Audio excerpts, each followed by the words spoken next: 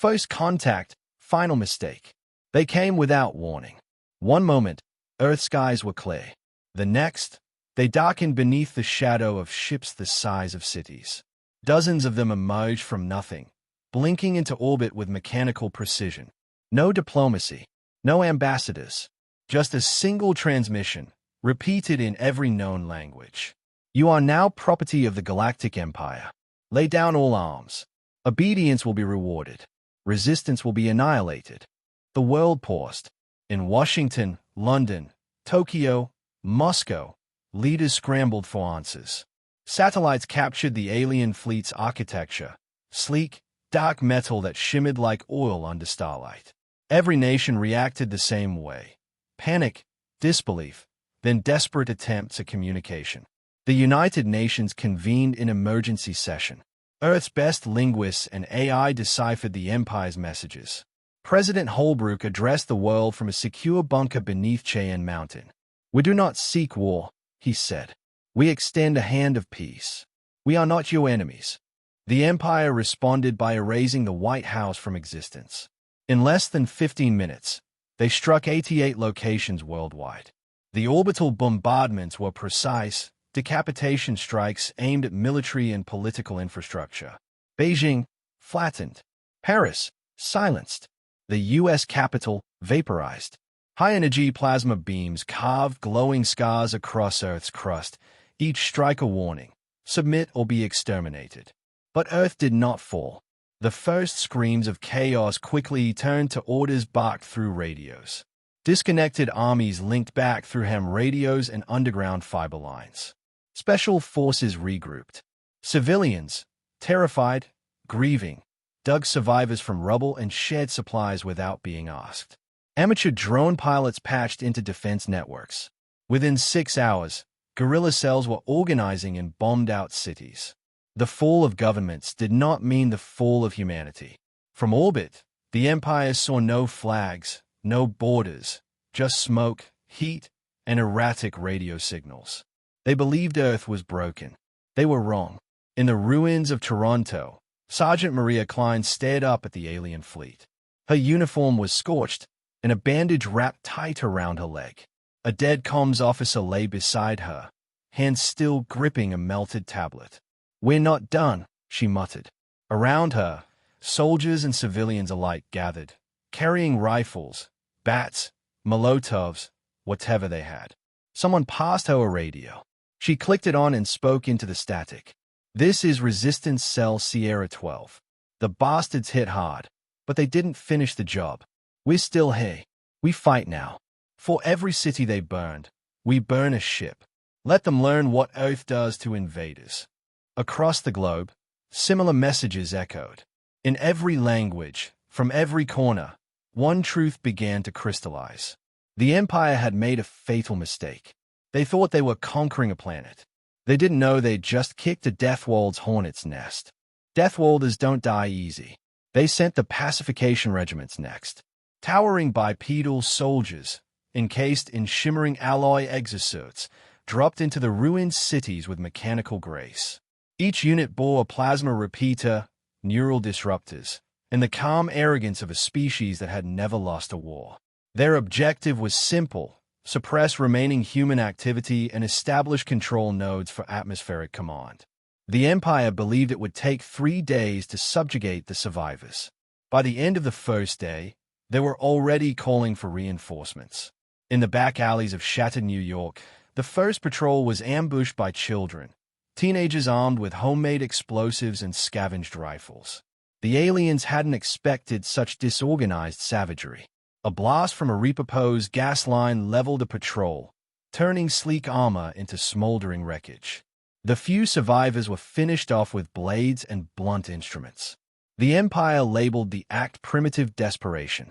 Then it happened again, and again, and again. In the mountains of Colombia, insurgents used altitude sickness and narrow passes to lure patrols into death traps. In rural Australia, solar-powered drones dive-bombed hovercraft convoys. In Siberia, a frozen radio tower was turned into a kinetic railgun using salvaged alien coils. Even in the Amazon, Indigenous tribes struck with poisoned darts and ancient traps, felling invaders who couldn't process the difference between jungle humidity and chemical warfare. The Empire had conquered dozens of worlds, but none like Earth.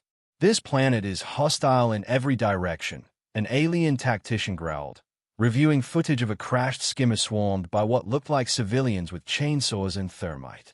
"The terrain fights us," another officer muttered. "Even the weather." Monsoons flooded their electronics. Sandstorms blinded their optics.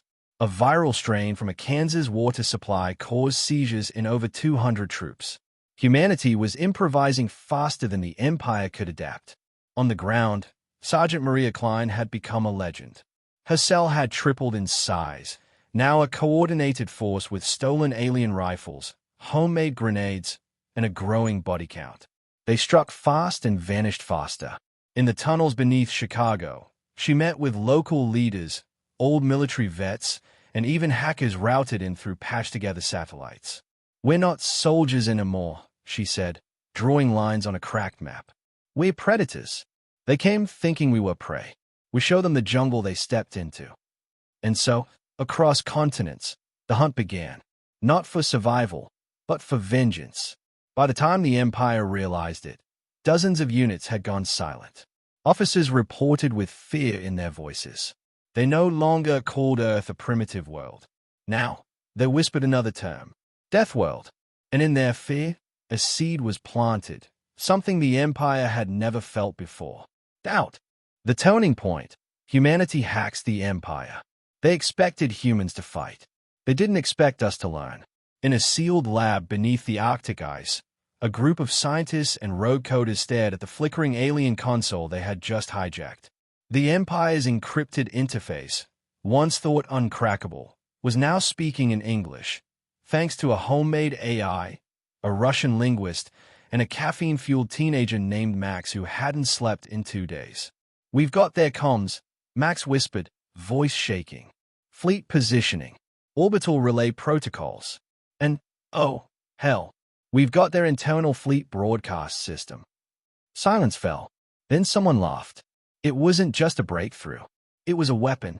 Across Earth, fragments of alien tech were being repurposed by the hour.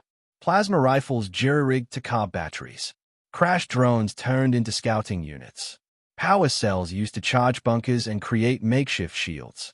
And now, with access to the enemy's data feed, Earth could strike not just hard, but smart. Maria Klein, now a central figure in the resistance, received the first coordinated intel drop. Multiple fleet relays using synchronized orbital paths. The message read, "Blind spot window, 23 minutes. Send them a message." She did. Resistance forces in North America launched their first major offensive, a simultaneous attack on 6 alien command outposts, using cloaked movements timed perfectly with the orbital blind zone. Drones dropped EMP packages. Sappers breached containment doors, scavenged plasma turrets, mounted on old pickup trucks, blasted the invaders apart. It was the single most damaging operation the Resistance had launched to date. And it was only the beginning. In China, engineers converted a half-destroyed alien beacon into a signal jammer, disrupting Empire comms across the Pacific. In India, software collectives spread virus-laced broadcasts that caused alien HUDs to flicker, mislabeling humans as allies and terrain as hostile zones. In Nigeria, cyber warfare units tapped into alien satellites and began flooding Empire networks with false distress signals, rerouting reinforcements into ambush zones. The Empire's perfect machine was breaking. Worse, the galaxy was watching. Footage from hacked enemy satellites, massacres, resistance uprisings, and alien defeats was broadcast to neighboring systems.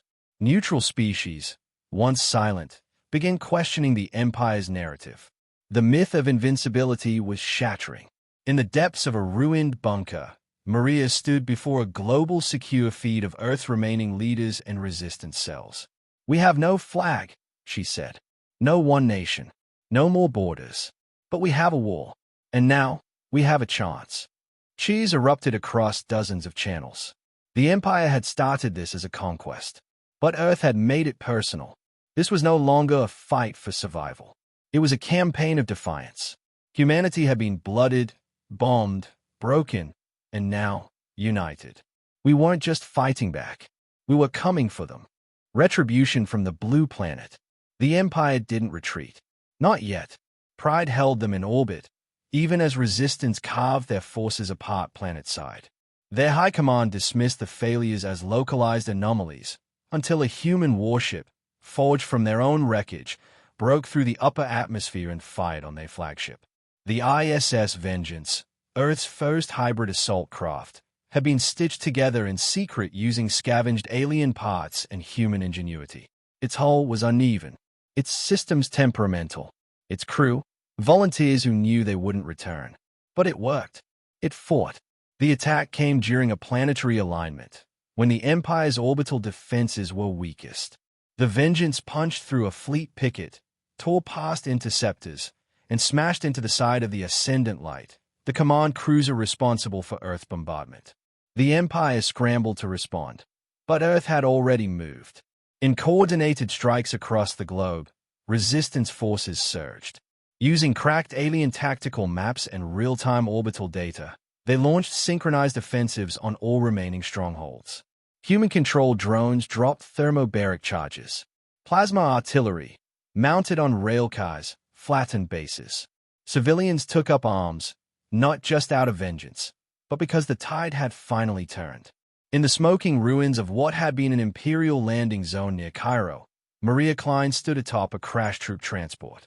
She wore patchwork armor and held an alien repeater rifle. Behind her, flags of every nation fluttered side by side. Painted, stitched, improvised, but together. The signal came through. The Ascendant Light had gone dark. Maria opened the global broadcast channel, patched through stolen Empire satellites and repurposed relay towers. Her face, bruised, blooded, defiant, appeared across screens, both human and alien. "This is Earth," she said, "to the Galactic Empire. Your fleet is broken.